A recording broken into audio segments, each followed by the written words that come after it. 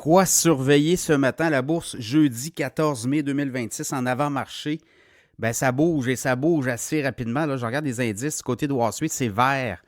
Le Dow Jones vient d'atteindre les 50 000 points. On avait atteint les 50 000 points en février. Ça avait été un petit peu plus difficile par la suite, mais là, aujourd'hui, en avant-marché, le Dow Jones monte de 400 points, 50 190 points. Au moment où je vous parle, S&P 500, 26 points dans le vert, 7 487, près des 7 500 points. Hier, encore un record pour le S&P 500, également pour le Nasdaq, qui monte de 75 points. Au moment où je vous parle, en avant-marché, 29 555 points. Le pétrole retraite quelque peu, là, 60 cents sur le baril, 100,42 en US, évidemment, c'est le WTI. Du côté du Brent, on est à 104,88, baisse de 75 cents. C'est pas des grosses baisses, mais quand même.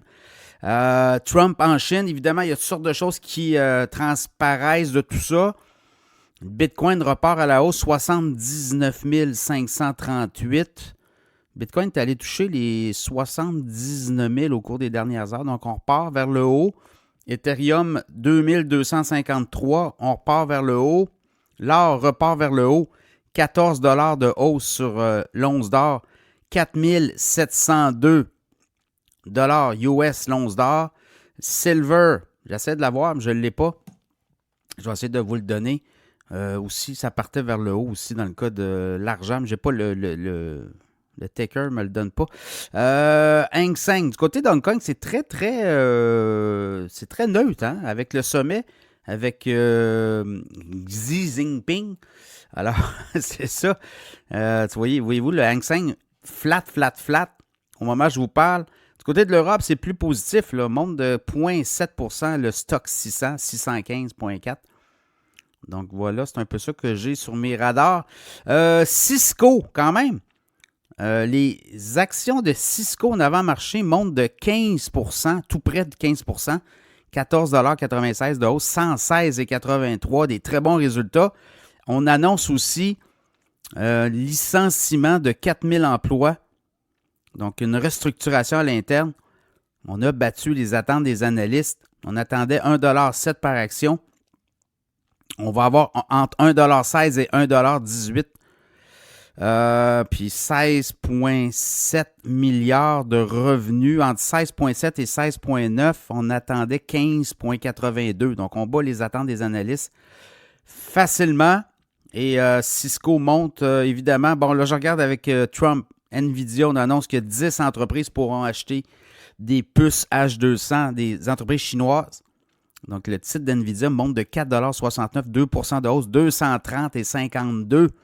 Boeing aussi. Boeing s'attend à des importants contrats avec la Chine. 4,40 $ de hausse, 245 $ US. Le titre de Boeing. Après ça, qu'est-ce qu'on regarde? Biogen. On avance en médicament expérimental pour l'Alzheimer en phase 3. Donc, ça intéresse beaucoup les investisseurs. Biogen monte de 5,47 $, 210 $ l'action, hausse de 2,7 % ce matin. Yeti aussi, compagnie fabrique beaucoup de produits notamment des glacières, des produits outdoor pour l'extérieur. Tout ce qui est le plein air, le titre monte. On a battu les attentes des analystes. 26 cents de profit par action. On attendait 18 cents. 380,4 millions de revenus. On attendait 374,7 millions. Le titre de Yeti monte de 3,15 $, 41,48. C'est 8,2 % de hausse. Bullish, firme de crypto-monnaie. Eux autres, ils ont manqué la cible. Le titre baisse de 3,26 $, 38,55 au moment où je vous parle. Scott Bessent a pris la parole aussi. Du côté de la Chine, il dit que si on est capable de faire des transactions avec la Chine concernant l'intelligence artificielle, c'est parce qu'on a le lead. On est en avance, donc on peut se permettre de partager la technologie. Les Chinois ont aussi dit, là, il y a des grands... Elon Musk est là, les grands PDG, Tim Cook d'Apple, et ce qu'on laisse entendre, c'est que la Chine s'ouvrirait davantage aux Américains, aux multinationales, donc ça a comme été de la musique aux oreilles. Cerebras, compagnie chipmaker, donc un fabricant de puces électroniques, se lance à la bourse L'action va partir à 185 $. On a eu les confirmations. Ça devait partir autour de 150, 160. Mais il y a une forte demande. On va partir le titre à 185 $ US IPO. Donc, lancement en bourse prochainement. Ça a été confirmé. Sinon, d'autres résultats. StubHub, oui. Le titre de StubHub monte de 1,10 $ en avant-marché. C'est 14,6 % de hausse. 8,62 $ US. On a des bons résultats. On a battu les attentes des analystes sur les revenus. Donc voilà, ça a permis, en tout cas, StubHub est en croissance. Doximity, Healthcare Digital Platform, plateforme de soins de santé, baisse de 5,2 $ en avant-marché, 18,37 $. Des résultats qui déçoivent les analystes. Là, je regarde la chaîne de restauration Jack in the Box. Le titre monte de 36 cents à 13,15 $, hausse de 2,8 %. On a battu les attentes des analystes. Voilà, on va voir la suite des choses. Aujourd'hui, la Chine, c'est vrai qu'il y a un décalage horaire, là, mais on commence à avoir des ententes, on commence à avoir des choses intéressantes. Sur le détroit d'Ormuz, on dit que ça devrait rouvrir. On va voir pour la suite. Mais je regarde le niveau Amérique. Du côté de Wall Street, ça semble être positif aujourd'hui. Espérons-le.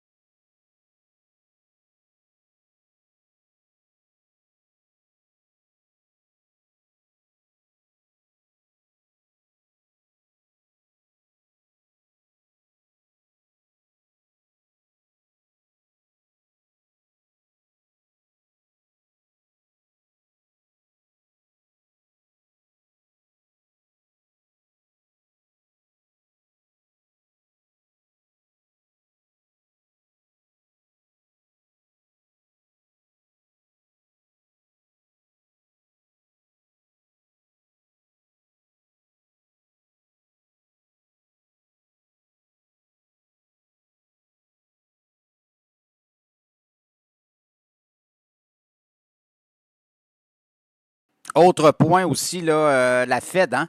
Faut pas regarder trop loin non plus. Là, le grand patron, le nouveau patron de la Fed, Kevin Warsh, va entrer en fonction cette semaine. Habituellement, il y a toujours un peu de brasse camarade là, quand un nouveau président de la Fed arrive. Fait que ça pourrait être ça aussi là, cette semaine. Là, on va voir comment les marchés vont réagir. Ça a monté beaucoup. On a eu l'IA, mais on va avoir encore de l'IA. Mais la Fed aussi, lui, il ne peut pas non plus baisser les taux rapidement comme Trump voudrait. Là. Il y a quand même un board, il y a quand même des gouverneurs. Il n'est pas tout seul à voter quand on vote pour baisser les taux d'intérêt, notamment le taux directeur aux États-Unis. Donc, Warsh est quand même limité dans ce qu'il peut faire. Oui, il peut amener la Fed vers une direction, mais c'est pas lui qui décide de toutes ces baisses de taux-là. Donc, vous voyez, quand même, ça aussi, quand il y a de nouveaux présidents de la Fed qui arrivent, habituellement à la bourse, ça peut amener beaucoup de volatilité. Puis on le voit, c'est des marchés très, très, très volatiles. Donc voilà. l'équation est là aussi, là, au niveau de la Fed, là. Donc, on va vous souhaiter une très bonne semaine à la bourse.